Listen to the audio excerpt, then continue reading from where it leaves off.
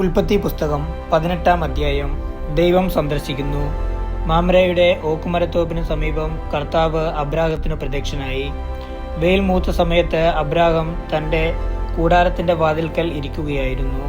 അവൻ തലയുയർത്തി നോക്കിയപ്പോൾ 3 ആളുകൾ തനിക്കെതിരെ നിൽക്കുന്നത് കണ്ടു. അവരെ കണ്ട് അവൻ കൂടാരവാതിൽക്കൽ നിന്ന് എഴുന്നേറ്റ് അവരെ എതിരേൽക്കാൻ ഓടിച്ചെന്ന് നിലംപറ്റെ താണ് അവരെ വണങ്ങി. അവൻ പറഞ്ഞു, യജമാനനെ, അങ്ങ് എന്നിൽ സംപ്രീതനാണെങ്കിൽ അങ്ങയുടെ ദാസനെ കടന്നു പോകരുതേ. കാല് കഴുകുവാൻ കുറച്ച് വെള്ളം കൊണ്ടുവരട്ടെ. മരത്തണലിലിരുന്ന് വിശ്രമിക്കുക.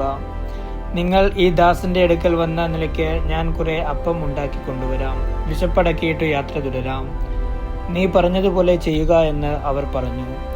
അബ്രാഹം പെട്ടെന്ന് കൂടാരത്തിലെത്തി സാറായോട് പറഞ്ഞു, വേഗം 3 ഇടങ്ങഴി മാവെടുത്ത് കുഴച്ച് അപ്പമുണ്ടാക്കുക. അവൻ ഓടിച്ചെന്ന് കാലിക്കൂട്ടത്തിൽ നിന്ന് കൊഴുത്ത ഒരു ഇളം കാളക്കുട്ടിയെ പിടിച്ച് വേലക്കാരനെ ഏൽപ്പിച്ചു. ഉടനെ അവൻ അത് പാകം ചെയ്യാൻ തുടങ്ങി. അബ്രാഹം വെണ്ണയും പാലും പാകം ചെയ്ത മൂരിയിറച്ചിയും അവരുടെ മുമ്പിൽ വിളമ്പി. അവർ ഭക്ഷിച്ചുകൊണ്ടിരിക്കെ അവൻ മരത്തണലിൽ അവരെ പരിചരിച്ചു കൊണ്ടുനിന്നു. അവർ അവനോട് ചോദിച്ചു, നിന്റെ ഭാര്യ സാറ എവിടെ? കൂടാരത്തിലുണ്ട്, അവൻ മറുപടി പറഞ്ഞു. കർത്താവ് പറഞ്ഞു, വസന്തത്തിൽ ഞാൻ തീർച്ചയായും തിരികെ വരും. അപ്പോൾ നിന്റെ ഭാര്യ സാറായിക്ക് ഒരു മകനുണ്ടായിരിക്കും. അവൻ്റെ പിറകിൽ കൂടാരവാതിൽക്കൽ നിന്ന് സാറ ഇത് കേൾക്കുന്നുണ്ടായിരുന്നു. അബ്രാഹവും സാറയും വൃദ്ധരായിരുന്നു. അവൾക്ക് ഗർഭധാരണ പ്രായം കഴിഞ്ഞിരുന്നു. അതിനാൽ സാറ ഉള്ളിൽ ചിരിച്ചുകൊണ്ട് പറഞ്ഞു, എനിക്ക് പ്രായമേറെയായി, ഭർത്താവും വൃദ്ധനായി, എനിക്കിനി സന്താന സൗഭാഗ്യം ഉണ്ടാകുമോ? കർത്താവ് അബ്രാഹത്തോട് ചോദിച്ചു, വൃദ്ധയായ തനിക്കിനി കുഞ്ഞുണ്ടാകുമോ എന്ന് ചോദിച്ച സാറ ചിരിച്ചതെന്തുകൊണ്ട്? കർത്താവിന് കഴിയാത്തത് എന്തെങ്കിലുമുണ്ടോ? നിശ്ചിത സമയത്ത് വസന്തത്തിൽ ഞാൻ നിന്റെ അടുത്ത് തിരിച്ചു വരും. അപ്പോൾ സാറായിക്ക് ഒരു മകനുണ്ടായിരിക്കും. സാറ നിഷേധിച്ചു പറഞ്ഞു, ഞാൻ ചിരിച്ചില്ല. എന്തെന്നാൽ അവൾ ഭയപ്പെട്ടു. അവിടുന്ന് പറഞ്ഞു, അല്ല, നീ ചിരിക്കുക തന്നെ ചെയ്തു. Sodom Gomorrah.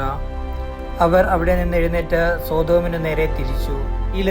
വഴിയിലെത്തുന്നതുവരെ അബ്രാഹം അവരെ അനുയാത്ര ചെയ്തു.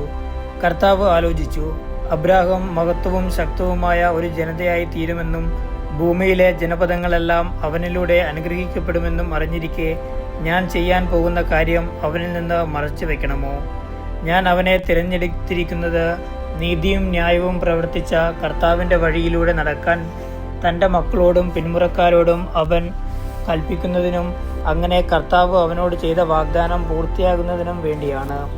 കർത്താവ് പറഞ്ഞു, സോദോമിനും ഗോമോറയ്ക്കുമെതിരെയുള്ള മുറവിളി വളരെ വലുതാണ്. അവരുടെ പാപം ഗുരുതരവുമാണ്.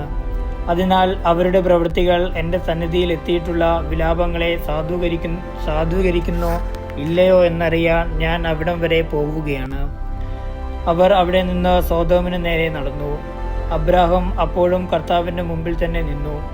അബ്രാഹം അവിടുത്തെ സമീപിച്ച് ചോദിച്ചു, ദുഷ്ടന്മാരോടൊപ്പം നീതിമാന്മാരെയും അങ്ങ് നശിപ്പിക്കുമോ? നഗരത്തിൽ 50 നീതിമാന്മാരുണ്ടെങ്കിൽ അങ്ങ് അതിനെ നശിപ്പിച്ചു കളയുമോ? അവരെ പ്രതി ആ സ്ഥലത്തെ ശിക്ഷയിൽ നിന്ന് ഒഴിവാക്കുകയില്ലേ? ദുഷ്ടന്മാരോടൊപ്പം നീതിമാന്മാരെയും സംഹരിക്കുക, അത് അങ്ങിൽ നിന്ന് ഉണ്ടാകാതിരിക്കട്ടെ. ദുഷ്ടന്മാരുടെ ഗതി തന്നെ നീതിമാന്മാർക്കും സംഭവിക്കാതിരിക്കട്ടെ. ഭൂമി മുഴുവൻ്റെയും വിധികർത്താവ് നീതി പ്രവർത്തിക്കാതിരിക്കുമോ?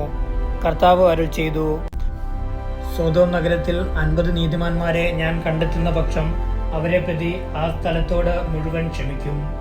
അബ്രാഹം വീണ്ടും പറഞ്ഞു, പൊടിയും ചാരവുമായ ഞാൻ കർത്താവിനോട് സംസാരിക്കുവാൻ തുനിഞ്ഞല്ലോ. നീതിമാന്മാർ 50-ന് 5 കുറവാണെന്ന് വന്നാലോ? 5 പേർ കുറഞ്ഞാൽ നഗരത്തെ മുഴുവൻ അങ്ങ് നശിപ്പിക്കുമോ?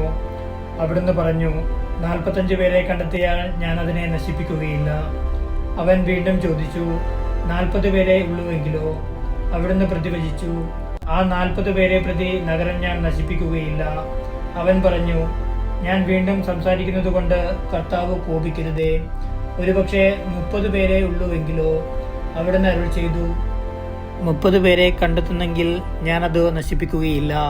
അവൻ പറഞ്ഞു, കർത്താവിനോട് സംസാരിക്കാൻ ഞാൻ തുനിഞ്ഞല്ലോ. 20 പേരെ ഉള്ളുവെങ്കിലോ? അവിടുന്ന് അരുൾ ചെയ്തു, 20 പേരെ പ്രതി ഞാനത് നശിപ്പിക്കുകയില്ല.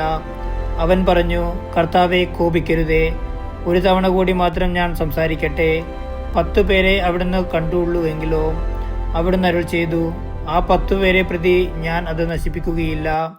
അബ്രാഹത്തോട് സംസാരിച്ചു കഴിഞ്ഞപ്പോൾ കർത്താവ് അവിടെ നിന്ന് പോയി. അബ്രാഹവും സ്വന്തം സ്ഥലത്തേക്ക് മടങ്ങി.